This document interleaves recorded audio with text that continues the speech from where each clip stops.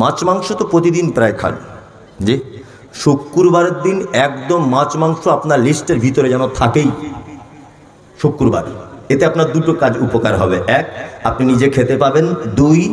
দুই নম্বর হচ্ছে মেহমান এলে হঠাৎ করে আপনি মেহমানের মান সম্মানটা বাঁচাতে পারবেন আপনার নিজের বাড়ির। যাই হোক, এই উপদেশ আপনাকে দিলাম। চলুন, আর একটা বাকি রয়েছে। আল্লাহ নবী সাল্লাল্লাহু আলাইহি ওয়াসাল্লাম আবু তালহাকে ডেকে বলছেন, আবু তালহা, এই তোমার বিবির খবর কি বলো তো? তোমার বিবিকে আমি জান্নাতের ভিতরে দেখে এলাম, কারণ কি? আবু তালহা বলছেন, আল্লাহ রাসূল, আমরা তো তেমন ভালো কাজ করিনি, তবে একদিনের একটা ভালো কাজ আছে। আল্লাহ রাসূল বলছেন, বলো। হঠাৎ করে বিশ্ব নবীর দরবারে মেহমান চলে এসেছে। আওয়াজ হচ্ছে, কে?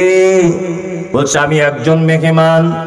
আল্লাহর নবী মেহমানকে নিলেন আর আবু তালহাকে ডেকে বলছেন, আবু তালহা, আমার বিবিদের বাড়ি থেকে একটু খাবার নিয়ে এসো, মেহমানকে খেতে দেওয়া হবে।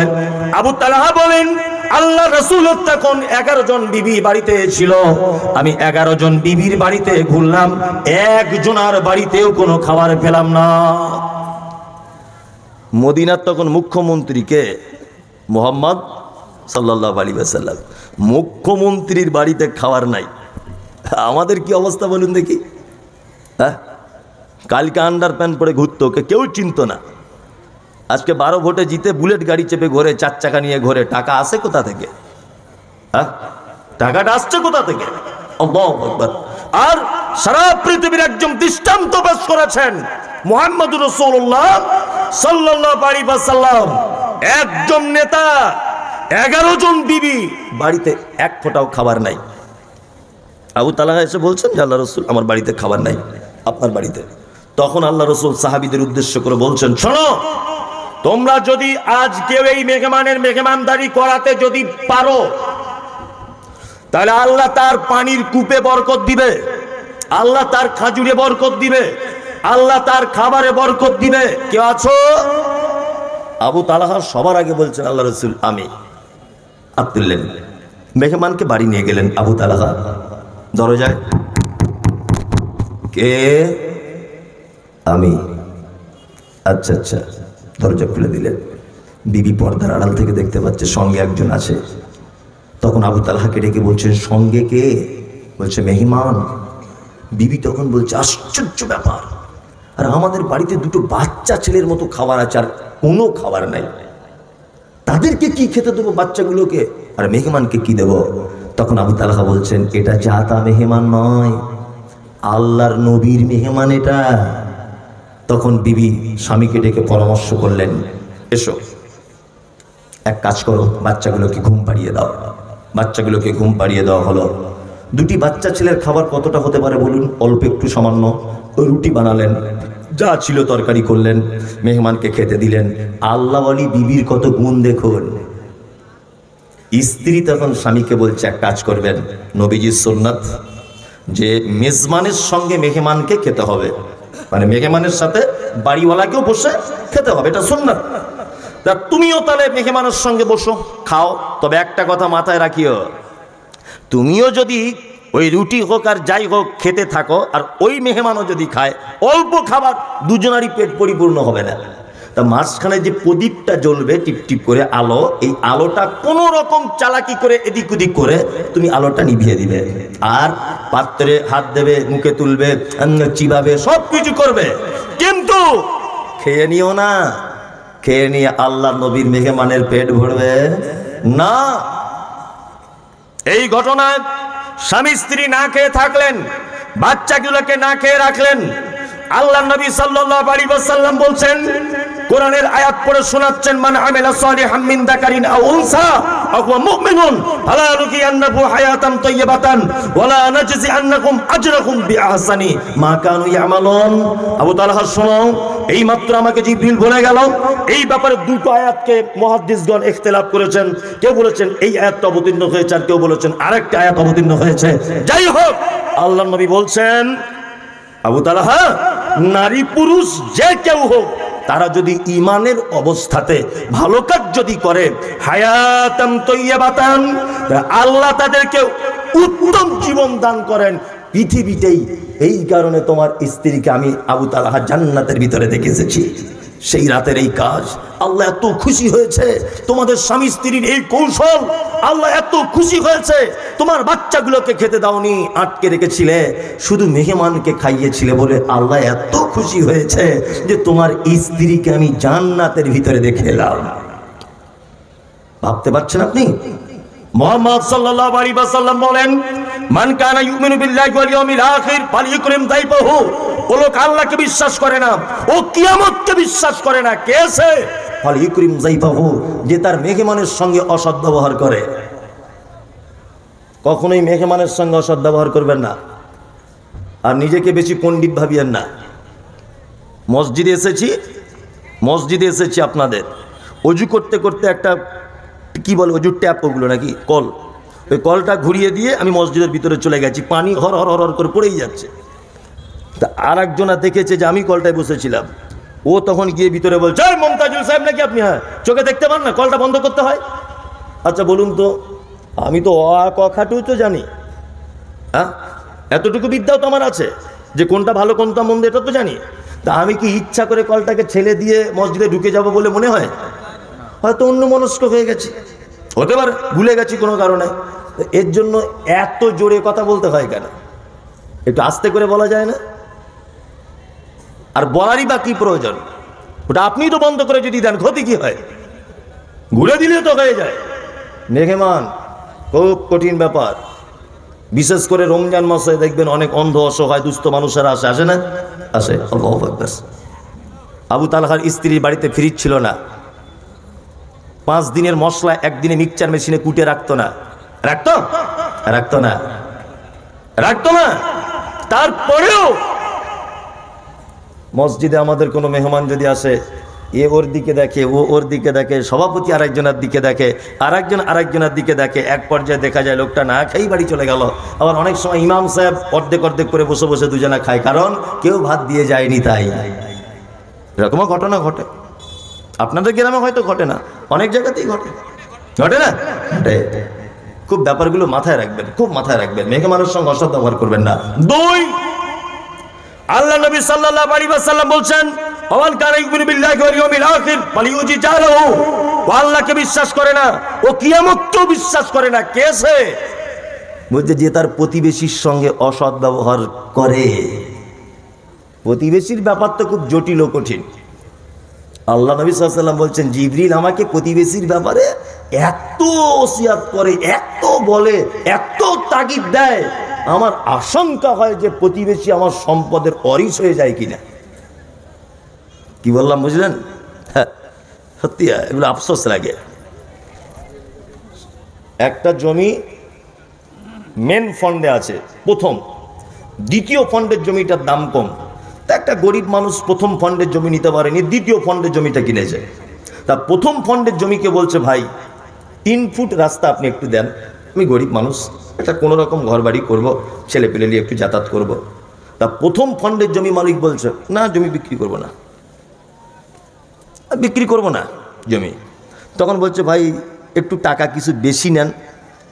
তা বলছে 9 লাখ টাকা শতক, দাম 60,000 টাকা শতক, তো চাচ্ছে 9 লাখ। তার মানে কি ও প্রতিবেশীকে হিংসা করছে, দেবে না। আমি অনেক মাদ্রাসা মসজিদে দেখেছি, অনেক জায়গায় ঘোরাফেরা করি, তো দেখুন মানুষ আপনাদের থেকে একটা বিদ্যা আমার বেশি আছে, সেটা হচ্ছে এই যে অনেক মানুষের সঙ্গে মেশা আর অনেক এলাকায় ঘুরে বেড়ানোর একটা এক্সট্রা এক্সপিরিয়েন্স আমার আছে। আর খুব সহজেই মানুষ চিনে ফেলতে পারি, কারণ প্রতিদিন হাজার হাজার মানুষের সঙ্গে ঘুরি, মুখ দেখলে মোটামুটি বুঝতে পারি যে এই লোকটা মানে এইরকম এর হতে পারে, একটা ভাবনা হয়ে যায় অলরেডি। এটা কি বললাম বুঝলেন তো? তা অনেক মসজিদে দেখেছি এইখানে মসজিদ আর বাথরুম ঘরটা দেখছো ওইখানে। জি ভাই এটা কেন বাথরুম ঘরটা ওইখানে? ওটা তো মসজিদের এক সাইডে করা যেত। বলছে বলবেন না, পাশের বাড়ির লোক 1 হাত জায়গা যদি দিত বাথরুমটা হয়ে যেত, কিন্তু লোকটা দেয়নি। শুধু দেয়নি না, এমন গরম দেখাচ্ছে মনে হচ্ছে ওর কবর হবে ওইখানটাতেই, এমন গরম দেখাচ্ছে, আমার জায়গা আমি দেবো না। এরকম লোক আছে না নেই? মুহাম্মদ সাল্লাল্লাহু আলাইহি ওয়াসাল্লাম তিনি বলেন, কোন প্রতিবেশী যেন আরেকটা প্রতিবেশীর দেওয়ালে কাঠ কুঞ্চি এই জাতীয় এইভাবে টেক লাগিয়ে রাখতে নিষেধ যেন না করে। যদি করে তাহলে বুঝে নিতে হবে ওই লোকটার ঈমান কি দুর্বল রয়েছে, ও আখিরাতকেও বিশ্বাস করে না, ও আল্লাহকেও বিশ্বাস করে না। আমার বাড়িতে কল নেই, আপনার বাড়িতে দুদিন আমার স্ত্রী পানি আনতে গেছে, দুদিন, 4 দিনের মাথাতে আপনার স্ত্রী বলছে বুবু আপনাকে একটা কথা বলবো। তো বলছে কি? বলছে আমাদের কলে আসতে হয় না, কল খারাপ হয়ে যেতে পারে। ওদের বাড়ির 12 জন কলটা ধরে এরকম এরকম করছে 24 ঘন্টা, তখন খারাপ হয় না। আর আমার বউ একদিন গেছে খারাপ হয়ে যাবে? তুমি বদমাইশির জায়গা পাও না। হ্যাঁ, কুরবানির দিন একটা গরু কিনেছি আমি, আমার মাদার খামার নেই, মাদার খামার নেই। তা আপনার খামারে 2 দিন বেঁধেছি, তা আপনার বউ রাতের বেলা শুয়ে এসে আপনাকে বলছে কি গো মুমতাজুল মরি সাহেব গরু মানছে, জায়গা দখল করে নিবে না তো? দেখো আবার ও সকালবেলা মাথা মোটা, মাথায় তো কিছু নেই, বইয়ের কথা শুনে মাথায় গোবর ঢুকে চোর।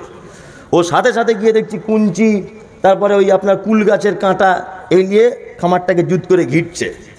তার মানে কি? আর 5 দিন পরে গরুটা আমি জবাই করে দিব, মিটে যাবে। কি বললাম বুঝলাম না? মিটে যাবে, শেষ। এই 5 দিনের উপকারটা ও আমায় করতে পারলো না, ঘিরে দিল। মুহাম্মদ সাল্লাল্লাহু আলাইহি ওয়াসাল্লাম বলছেন না, কখনোই নয়।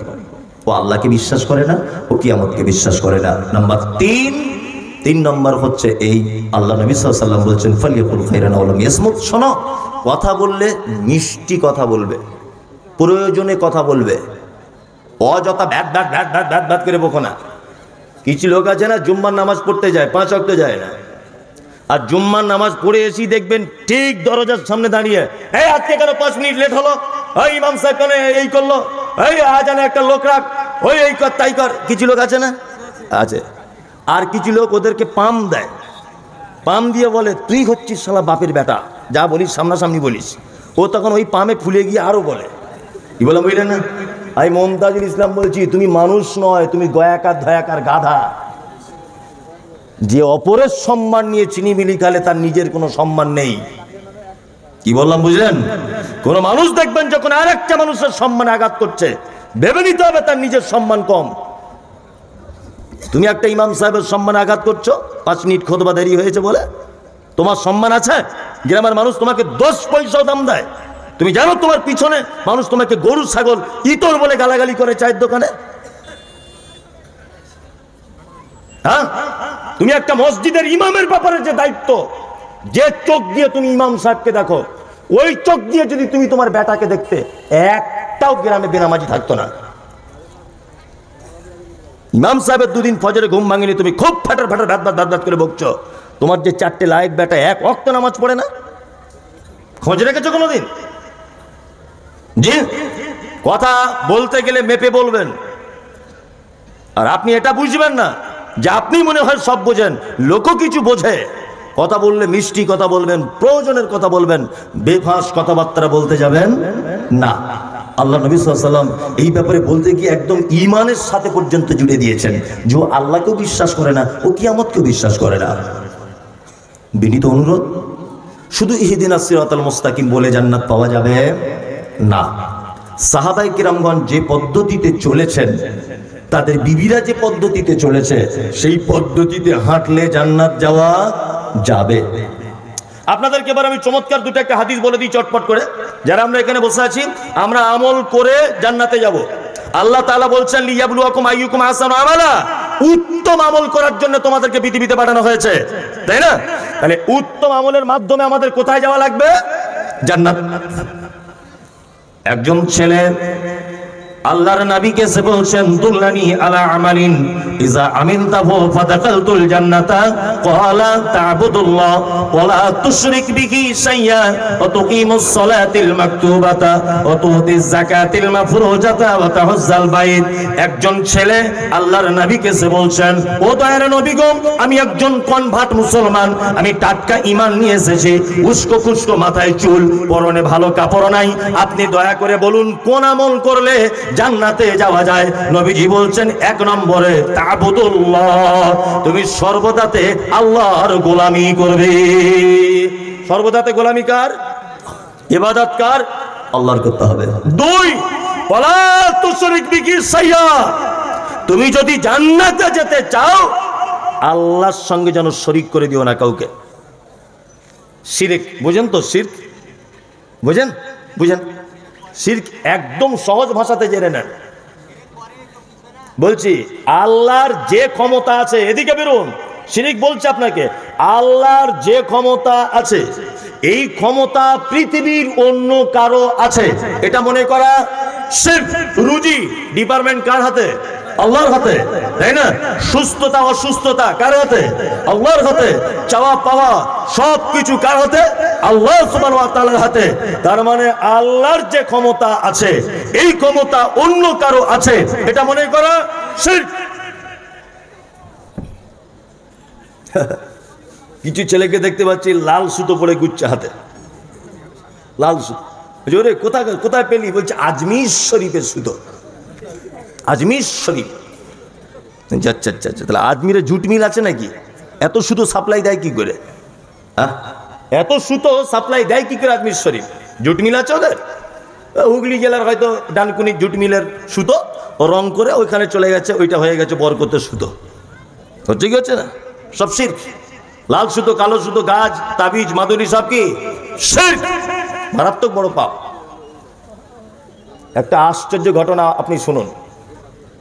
ছোটবেলা থেকে আমরা শুনে এসেছি একটা কথা, যে কিছু মানুষ তারা জাহান্নামের আযাব খাটতে খাটতে খাটতে খাটতে কোনো একদিনের জন্য হলেও তারা জান্নাতে আসবে। শুনেছি না? শুনেছি। এরা কারা? জাহান্নাম থেকে মুক্তি পেয়ে জান্নাতে আসবে, এরাও এক কোয়ালিটির ঈমানদার। তাদের ঈমান ছিল কিন্তু কাবিরা গুনাহতে লিপ্ত ছিল। লা ইলাহা ইল্লাল্লাহ, আল্লাহ ছাড়া কোনো সত্য উপাস্যক নেই, এটাও জানতো। তারপরেও সুদের টাকা খেয়েছে, তারপরেও ব্যভিচার করেছে, তারপরেও কাবিরা গুনাহতে লিপ্ত হয়েছে। এই কারণে লোকটাকে জাহান্নাম দেওয়া হয়েছে। আর এই কারণে লা ইলাহার বিশ্বাস ছিল বলে ওকে মুক্তি দিয়ে কোথায় আবার হবে? জান্নাত দেওয়া হবে।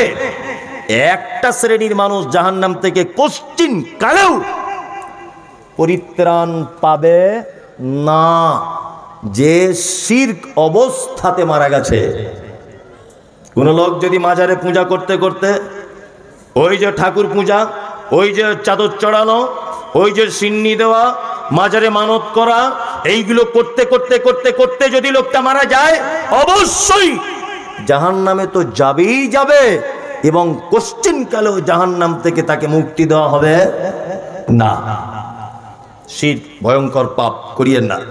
এই পাপ করলে সব থেকে আল্লাহ সুবহানাহু ওয়া তাআলা বেশি রেগে যান। সব থেকে বেশি রাগে কিসে? শিরক করলে। ওয়ালা তুশরিক বিহি শাইয়া। নবীজি বলছেন ছেলেটাকে, তুমি জান্নাত যেতে চাও, কখনোই যেন শিরক করবে না। দুই হলো, তিন অতকিমুস সালাতিল মাকতুবাতা, ফরজ সালাত অর্থাৎ ফরজ নামাজ ছেড়ে দিও না। আপনারা তো নামাজ পড়েন আলহামদুলিল্লাহ, সকলেই পড়েন তো ফরজ সালাত? অনেকেই পড়ে। যাক, নামাজের ব্যাপারে বলা উচিত নয়, এখানে সব নামাজই বসে আছে। ও বলছে এইখানের মধ্যে 10 জন হয়তো পড়ে, যেটা বুঝেছে সেটা বুঝেছে। আমাদের সমাজে 4 কোয়ালিটির নামাজি পাওয়া যায়। কত কোয়ালিটি? ভালো করে শুনুন তবে যাবেন। সারা জীবন তো ঘুমিয়েছেন, আজকে একটু নাই একটু কম ঘুমান, বছরে একদিন তো। 4 কোয়ালিটির।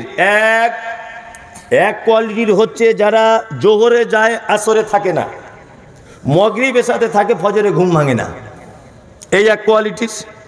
2 শুধু জুম্মায় জুম্মায় যায়। 3 ঈদুল ফিতর ঈদুল আযহা। 4 5 ওয়াক্তই পড়ে না জেনে পড়ে, 5 ওয়াক্তই পড়ে না জেনে। যদি বলছেন কেমন, চাচাকে জিজ্ঞাসা করছি চাচা কত বছর নামাজ পড়ছো? বলছি 30 বছর হবে। আচ্ছা আচ্ছা, বেতের নামাজের দুয়ায় কুনুতটা বলো তো। আমি কি আর পারি, বয়স হয়ে গেছে, অত বড় দুয়া কি আর মুখস্থ করা যায়? আমার স্মৃতিশক্তি কমে গেছে বাপ, আর মনে রাখতে পারছি না, চোখে কম দেখি, 2 টাকা কম দেন ও ঠিক বুঝতে পেরে যাবে, বুঝতে পারবে না? হ্যাঁ, পরের জমি আল কেটে কিভাবে বড় করতে হয় এই জ্ঞান ওর আছে, ও টন টনে জ্ঞান। পরে জমি আল কেটে দিয়ে বেঁকিয়ে দিয়ে মসজিদে এসে বলছে কাদা সোজা করে লাও, না তো নামাজ হবে না। এরকম লোক মুর্শিদাবাদে নেই, আমাদের ওদিকে আছে। না আমি বলবো না, এদিকে বললে মারবে। ওরে বাবা, আমার এমনি এখন ভয়ে চলছে, যেখানে যাচ্ছি লোক বোম টোম মারছে, আমি ওতে নাই। আপনাদের দোষ দেবো না, মুর্শিদাবাদের লোক ভালো, আমাদের ওদিককার লোক এরকম। যাই হোক, তাহলে ও দুয়া জানে না, কিন্তু এ আবার কত বড় ধোকাবাজ দেখুন। এ কথা শুনলে কষ্ট পাবেন অনেক বয়স্ক লোক, কিন্তু কষ্ট পেলেও যে কিছু করার নেই। আচ্ছা, রুকুতে গিয়ে চাচা কি বলে ওই জানি না তো, রুকুতে দুয়া জানে না, কিন্তু লোকটাকে আপনি নামাজে লক্ষ্য রাখবেন, রুকুতে গিয়ে তাহলে ও বলে কি জানে না, তা ও যখন জানি না বলে কি, বেতের নামাজে দেখবেন ঠোঁট লেড়েই যাচ্ছে। আচ্ছা, ও যে দুয়া জানে না বলে কি, তার মানে ও পৃথিবীর মানুষকে ধোকা দিয়ে ওর স্বাদ মেটেনি, মসজিদে আল্লাহকে পর্যন্ত ধোকা দেয়। ঠিক বলছি না ভুল বলছি? এরকম নামাজি আছে। আমি আপনাকে এটা বলতে চাইছি, কাল সকাল হতে না হতে আজকে এখানে যদি কোনো দুয়ার বই পাওয়া যায় বইয়ের দোকানে, আজকে থেকে কিনে নিয়ে অন্তত পক্ষে নামাজের ভিতরে যে দুয়াগুলো লাগে ওই দুয়াগুলো মুখস্থ করে নেন, তাছাড়া আপনার একদিনের সালাত কবুল হচ্ছে না। ফকটিয়া জান্নাত অত সহজ। বাজারে একটা জায়গা বিক্রি হবে, আপনাদের এই বহরমপুর বাস স্ট্যান্ডের এখানে ধরে নেন, বহরমপুর বাস স্ট্যান্ডে লোক যেখানে চেন খুলে পেচ্ছাপ করে, বলুন তো দেখি এই পেচ্ছাপখানাটা আমি যদি একটা দোকান করার জন্য 1 শতক জায়গা মেন ফন্ডে বহরমপুরে কিনি, কত লাখ টাকা লাগবে? 1 লাখে হবে? কত? 30 লাখ, আরো বেশি 50 lakh minimum Baharampur main bus স্ট্যান্ডে নিলে। তাও আপনি পাবেন না জায়গা। যেখানে লোক পেচ্ছাপ করে তার দাম যদি 50 লাখ টাকা শতক হয়, আর আল্লাহর নবী বলেছেন জান্নাতে একটা ধনুক রাখার জায়গা, একটা ধনুক, ধনুক বুঝেন তো, এই ধনুক, এই ধনুক রাখার জায়গা পৃথিবীর থেকে আরো অনেক গুণে বেশি। এত বড় তোমাকে জান্নাত দেওয়া হবে, আর তুমি কি ভাবছো দুয়া না জেনে এরকম রুকু সেজদা করলেই জান্নাত? অত সহজ, অত সহজ। 500 টাকার নোট দিলে 4 বার দেখে ঠিক আছে না গেছে, হ্যাঁ? আর আপনার মতো লোককে জান্নাতের ভিতরে দেওয়া হবে, একবার বাজিয়ে দেখা হবে না? বিনীত অনুরোধ, আপনার উপর আমার রাগ ক্ষোভ বিদ্বেষ কিচ্ছু নেই, এটাই অনুরোধ যে আপনি দুয়াগুলো মুখস্থ করুন। সারা জীবন আর এইভাবে চলবে না, 2 নম্বরই করে দুয়াগুলো মুখস্থ করুন। ইনশাল্লাহ চেষ্টা করব, ইনশাল্লাহ। এখন দুয়া জানার অনেক মাধ্যম, বই না কিনলেও মোবাইলে গুগলে সার্চ করবেন যে রুকুর দুয়া কি, তাসাহুদে কি পড়তে হয়, সব দুয়া আপনি মোবাইলের ভিতরেও গুগলে বসে পড়ে ফেলতে পারবেন, কোনো সমস্যা নেই। জি, একটা লোক মারা গেল, বলছি শুনুন, একটা লোক মারা গেল, মারা যাবার পর ইমাম সাহেব বলছে আসসালামু আলাইকুম, মনোযোগ দিয়ে শুনবেন, কেউ যেন চেল্লামিল্লি করবেন না ভাই। আমাদের দক্ষিণ পাড়ায় আব্দুল করিম ভাই মারা গেছে, লোকটা খুব ভালো ছিল, যদি ভুল ত্রুটি করে থাকে আল্লাহর রাস্তায় ক্ষমা করে দেবেন, আর ঋণ টিন করে থাকলে আপনারা একটু আল্লাহর রাস্তায় পারলে মাফ করে দেবেন, না তো ওনার ছেলেকে বলবেন। এটা বলে কি বলে না? বলে। আর কি বলে? আর এই কথাটা বলে যে সবাই ভাইয়ের জন্য দোয়া করবেন, আমরাও এই পথের পথিক, এই পথে সবাইকে আসতে হবে, ভাইয়ের জন্য দোয়া করবেন সবাই। যে ভাইয়ের জন্য ইমাম সাহেব দোয়া চাইছো, জীবনে 5 ওয়াক্ত সালাত আদায় করেনি, নামাজ পড়েনি জীবনেও। আচ্ছা বলুন তো দেখি, এর জন্য যদি কোনো মানুষ দোয়া করে, তার দোয়ার কারণে সে জান্নাত পৌঁছাতে পারবে? পারবে? পারবে না। তাকে জাহান্নাম খেটে খেটে শেষ পর্যায়ে জান্নাতে, ওই যে বলেছি লা ইলাহা ইল্লাল্লাহ ছিল, তাই কি বললাম বুঝলেন? আল্লাহর ভাষা কি? আল্লাহর ভাষা মা সালাকাকুম ফি সাকার ক্বালু লাম নাকু মিনাল মুসাল্লিন। একজন সাকার নামক জাহান্নামীকে জিজ্ঞাসা করা হবে, এই তুমি কেন জাহান্নামে? তখন সে বলবে ক্বালু লাম নাকু মিনাল মুসাল্লিন। সব ভালো কাজ ছিল ভাই।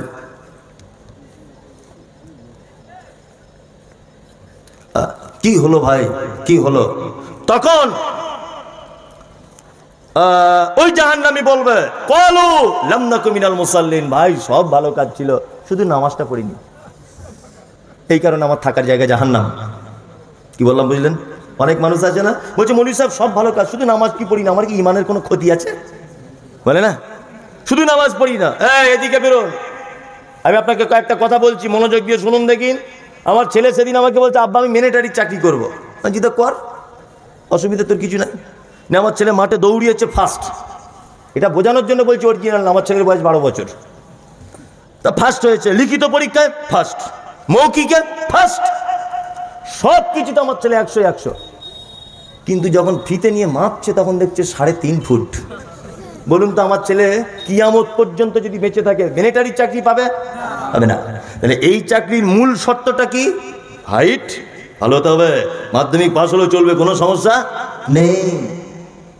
জাকাত আলহামদুলিল্লাহ ভালো, জলসা শোনা খুবই বাবা, খুব পটু।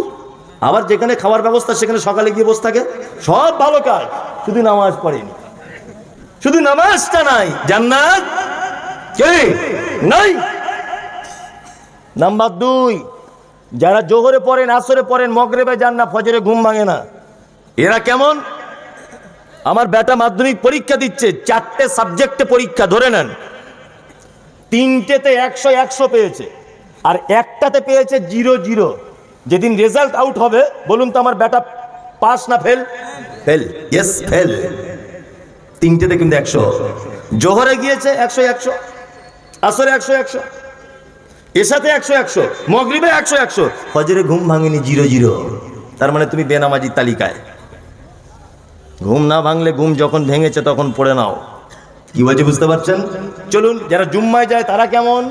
আল্লাহ তাআলা বলছেন ফাওয়াইলুল লিল মুসাল্লিন, দুর্ভোগ ওয়াইল নামক জাহান্নাম ওই মুসাল্লিদের জন্য, আল্লাযীনা হুম আন সালাতিহিম সাহুন, যারা সালাত আদায় করে অস্বস্তি সহকারে, যারা সালাত আদায় করে এনার্জি লস সহকারে, যারা সালাত আদায় করে কি করে?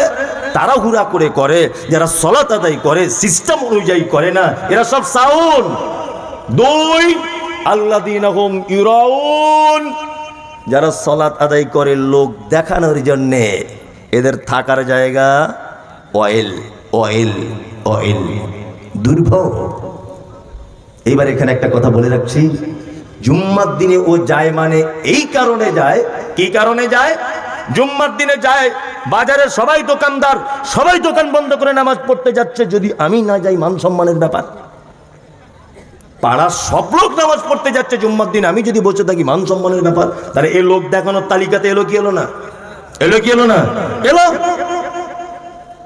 তার মানে এর জন্য দুর্ভোগ, খুব বিপদ। সালাত একটা বাধ্যতামূলক ইবাদত, সালাত বাধ্যতামূলক ইবাদত। আল্লাহ তুমি আমাদেরকে ইবাদতের সঙ্গে যুক্ত থাকার তৌফিক দান করো, আমিন আমিন আমিন। আল্লাহ নবী সাল্লাল্লাহু আলাইহি ওয়াসাল্লাম তারপরে বলছেন, ছেলেটাকে তুমি জান্নাত যেতে যাও, ওতাসুমার রমাজান, রমজানের সিয়াম পালন করো 1 মাস। আর 5 নম্বরে তুমি যদি জান্নাত যেতে চাও তাহলে তুমি এক কাজ করো, মক্কা থেকে যাওয়া আসার টাকা যদি তোমার কাছে থাকে তুমি একবার হজ করে নাও, তুমি জান্নাত চলে যাবে, তুমি জান্নাত চলে যাবে।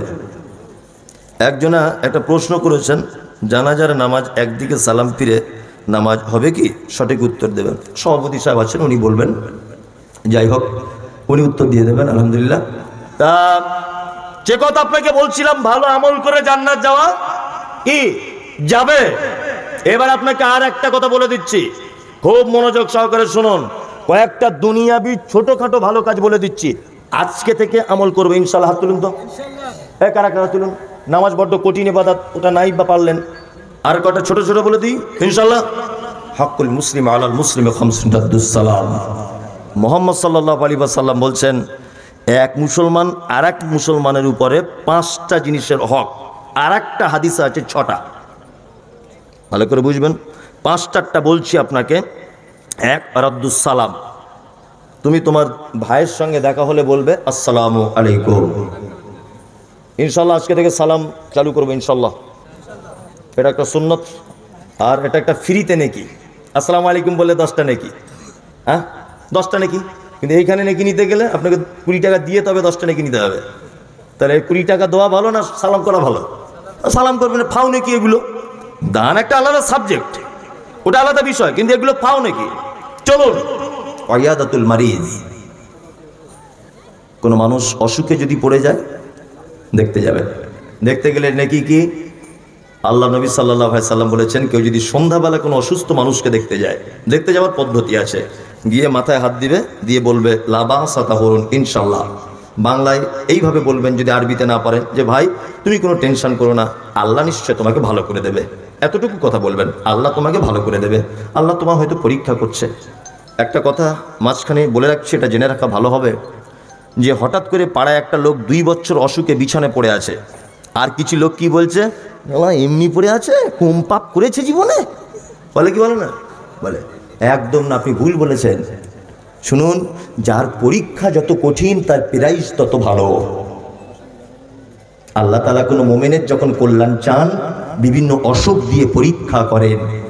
যে লোকটা 2 বছর যাবৎ বিছানায় পড়ে আছে, ও যদি শুধু একটু ধৈর্যটা যদি ধরে, যে আল্লাহ তুমি আমায় পরীক্ষা নিচ্ছ না, আমি তোমার পরীক্ষা দিতে প্রস্তুত, তাহলে দেখবেন আপনার থেকে ও কিয়ামতের মাঠে বড় জান্নাতে গিয়ে বসে আছে।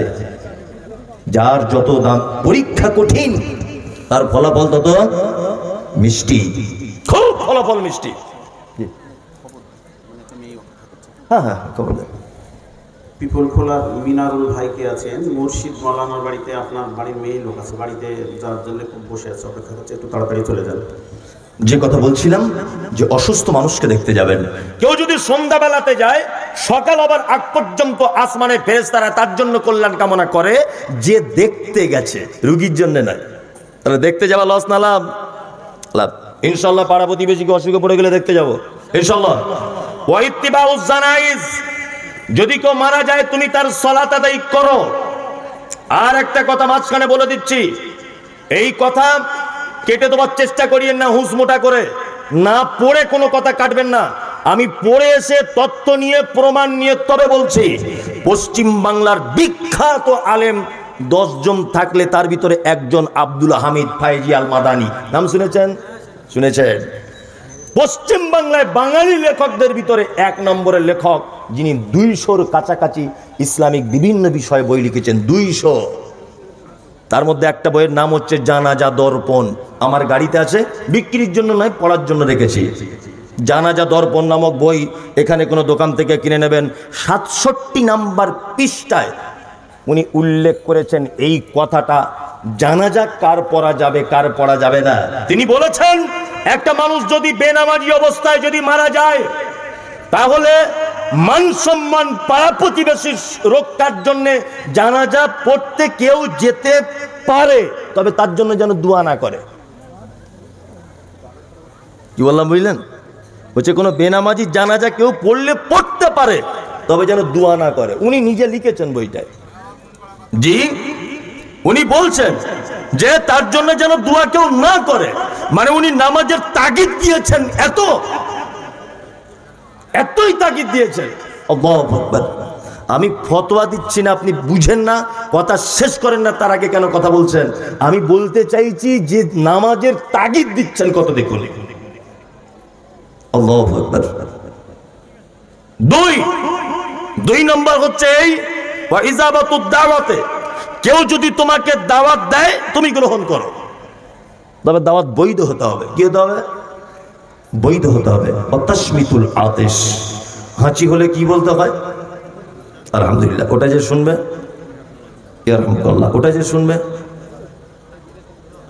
ইয়াহদিকুমুল্লাহ ওয়া আসলিহু বালাকুম, এই 3 পর্যায়ের উত্তর আপনাকে দিতে হবে।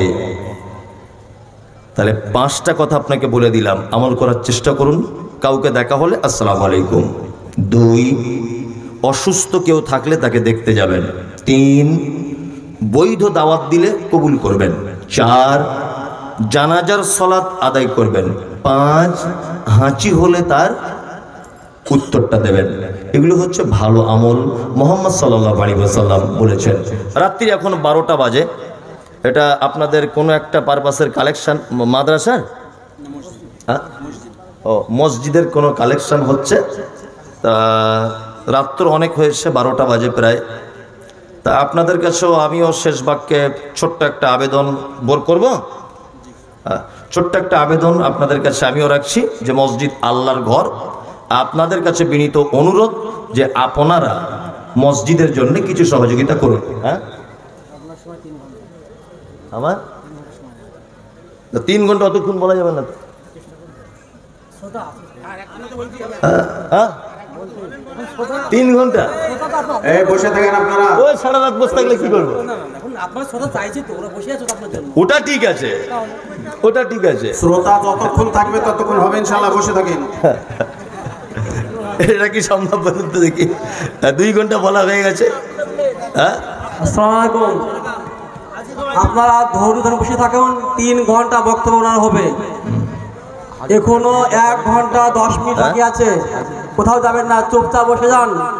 লাস্টের বেলা 10 মিনিট কালেকশন হবে। এখনো 40 মিনিট বক্তব্য হবে। আচ্ছা ও আচ্ছা আচ্ছা জি জি জি ঠিক আছে, সমস্যা নেই। আমি আরো কিছুক্ষণ বলে দিচ্ছি, এতে আমার কোনো সমস্যা নেই। একটা একটা করে হাদিস বলি, হাদিসের বাংলা অনুবাদ করি, কোনো সমস্যা নেই। হ্যাঁ তবে সাধারণত তো 2 ঘন্টায় বক্তব্য হয়, 12টা পর্যন্তই হয়। এখানে ব্যতিক্রম, ওটা আলাদা বিষয়। যাই হোক, তা আমি বলে দিচ্ছি আরো কিছুক্ষণ, কোনো সমস্যা নেই। যাই হোক, ভালো কাজের ব্যাপারে বলতে বলতে এতক্ষণ পর্যন্ত এলাম। তার মানে ভালো আমল করে আমাদেরকে জান্নাত যেতে হবেই। আপনাকে আরো কয়েকটা ভালো কাজ বলে দিচ্ছি। কি? আরে ভাই আপনারা চলে যাবেন, যারা চলে যান, কোনো সমস্যা নেই। চিল্লামিল্লি করিয়েন না, যারা চলে যাবেন চলে যান। হ্যাঁ যারা চলে যাবেন চলে যান, অসুবিধা নেই। আর যারা বসবেন বসে থাকুন, কোনো সমস্যা নেই। যে কথা বলছিলাম সেটা হচ্ছে এই যে আল্লাহর নবী সাল্লাল্লাহু আলাইহি ওয়াসাল্লাম এবং আল্লাহ সুবহানাহু ওয়া তাআলা একটা মুমিনের ভালো কাজের মাধ্যমে জান্নাত যাওয়ার কথা বলেছেন। এই ব্যাপারে আলোচনা হচ্ছিল। চলুন পবিত্র আল কোরআনের অনুবাদ করা যাক। কারণ আল্লাহ তাআলা বলেছেন, নাহানু নাকুসসু আলাইকা হাসানাল কসাস বিমা আওহাইনা ইলাইকা হাযাল কোরআন। পৃথিবীতে কোরআনের থেকে ভালো কোনো কথা আর হতে পারে না, কোনো কথা হতে পারে না। আল্লাহ তাআলা বলছেন, আরাইতাল্লাযী ইউকাযযিবু বিদ্দীন, নবী আপনি কি তাকে দেখেছেন? কারা? যারা কিয়ামতের দিবসকে অস্বীকার করে। কারা তারা? আল্লাহ তাআলা বলছেন, ফাযালিকাল্লাযী ইয়াদউল ইয়াতীম, যারা এতিমের সঙ্গে অসৎ ব্যবহার করে। এর বিপরীত ভালো কাজ, আপনি সৎ ব্যবহার করবেন। এতিম কাদেরকে বলে? যার আব্বা নেই, এখনো বালেগা হয়নি ছেলে বা মেয়েটা, যৌবনে পদার্পণ করেনি, এ হচ্ছে এতিম। আল্লাহ তাআলা নবী মুহাম্মদ রাসূলুল্লাহ সাল্লাল্লাহু আলাইহি ওয়াসাল্লামকে পৃথিবীতে এতিম করেছিলেন। সেই আল্লাহ পবিত্র আল কোরআনে নবীকে বলছেন, নবী যারা এতিমের সঙ্গে অসৎ ব্যবহার করে এরা কিয়ামতকে বিশ্বাস করে না। খুব সাবধান। একজন লোক এসে আল্লাহ নবী সাল্লাল্লাহু আলাইহি ওয়াসাল্লামকে বলছেন, আল্লাহ রাসূল আমার অন্তরটা খুব শক্ত, খুব নরম হয় না, খুবই শক্ত অন্তর। বিশ্ব রাসূল তিনি বলছেন, বাড়ি চলে যাও, বাড়ি যাও। বাড়িতে যাওয়ার পরে তোমার প্রতিবেশী কোনো বাচ্চা ছেলের মাথাতে তুমি হাত বুলিয়ে দাও। এতিম বাচ্চার মাথায় হাত বুলালে আল্লাহ তোমার অন্তরটাকে কি নরম করে দিবে। 2, আল্লাহ সুবহানাহু ওয়া তাআলা তারপর আবার বলছেন, ওয়ালা ইয়াহুজ্জু আলা তুআমিল মিসকিন, মিসকিনদের খাদ্য দানে উৎসাহিত করো, এইটা থেকে তোমরা বিরত থেকো না। মিসকিন কাদেরকে বলে, ফকির কাদেরকে বলে, ব্যাপারটা জানতে হবে। 1, ফকির হচ্ছে ওই লোকটা, ওই লোক যার কিছু সম্পদ আছে, তারপরেও সে অপরের মুখাপেক্ষী হয়ে পড়ে কোনো একটা টাইম, এ হচ্ছে ফকির। আমি মমতাজুল ইসলাম, আমি একজন রিক্সা চালক। বাৎসরিক আমার ইনকাম 30,000 বা খরচাপাতি বাদ দিয়ে আমার 20,000 টাকা জমে। হঠাৎ করে ডাক্তারবাবু বলছেন আমার ছেলের হার্টের অপারেশন হবে, 2 লাখ টাকা খরচা, আমার জমি জায়গা কিছু নেই। আমি যদি রিক্সা চালক, 20,000 টাকা টোটাল আমার পুঁজি। আচ্ছা বলুন তো দেখি, আমি 3 লাখ টাকা বা 2 লাখ টাকার অপারেশনের টাকা জোগাড় করতে সক্ষম না অক্ষম? অক্ষম। আমি হলাম ফকির। যখনই অক্ষম হব তখন আপনাদের দরজায় এসে হাত পাতবো, মসজিদে এসে হাত পাতবো। আমি হলাম অক্ষম। ফকির সেই যার কিছু আছে তারপরেও তার মন ভরে না, এ হচ্ছে কি ফকির, অপরের কাছে চাইতে হয়। মিসকিন যার কিচ্ছু নেই, মিসকিন। আমাদের নবী মুহাম্মদ সাল্লাল্লাহু আলাইহি ওয়াসাল্লাম পৃথিবী থেকে যেদিন চলে গিয়েছেন সেই দিনটার নাম কি? সেই দিনটার নাম কি? সোমবার। কিবার? সোমবার। সোমবারের আগে তিনি বৃহস্পতিবারের দিন অসুখে পড়েছিলেন, মারাত্মক অসুখে। জীবনের শেষ নামাজ জমাতে পড়েছেন মাগরিবের সালাত। প্রথম 2 রেকাতে কিরাত করেছিলেন সূরা মুরসালাত, সূরা মুরসালাত। শেষ আয়াত যেটা তেলাওয়াত করেছিলেন তার শব্দগুলি এই, ফাবিআইয়ি হাদিসিম বা'দাহু ইউমিনুন। আল্লাহ বলছেন এরপরেও কি তোমরা অন্য কোনো কিতাবের উপরে ঈমান আনবে? এরপরেও কি ঈমান আনবে অন্য কোনো কিতাবের উপরে? নবী যেন উম্মতের জন্য এই বার্তাটা দিলেন। এশার আজান হলো, হযরতে বিলাল মসজিদে নববীর ভিতরে আজান দিলেন। আজান শেষ হয়ে গেল, আল্লাহর নবী আয়েশাকে ডেকে বলছেন, আয়েশা রে একটু পানির পাত্র দাও। বিশ্ব নবী ওযু করলেন, একবার ওযু করার পরে তিনি অজ্ঞান হয়ে গেলেন, আর একবার উঠে ওযু করলেন, তারপরেও তিনি অজ্ঞান হয়ে গেলেন, আর একবার ওযু করার পরে অজ্ঞান হয়ে যাবার আগে আয়েশাকে বলছেন, আয়েশা তোমার আব্বাকে ইমামতি করতে বলো, আমি আর যেতে পারলাম না। আবু বকরকে বলো ইমামতি করতে, আমি আর যেতে পারছি না। হযরত আবু বকর ইমামতি করতে যাচ্ছেন বটে, কিন্তু আল্লাহ নবী সাল্লাল্লাহু আলাইহি ওয়াসাল্লাম বেঁচে আছেন তো লজ্জা করছেন, ভয় করছেন, এ কি করে হয়। হযরত আবু বকর সিদ্দিক রাদিয়াল্লাহু তাআলা আনহু তিনি সালাতের ইমামতি করলেন। আল্লাহ রাসূল বৃহস্পতিবার থেকে শুক্রবার সারাদিন মসজিদে নববীতে যেতে পারেননি অসুস্থতার কারণে।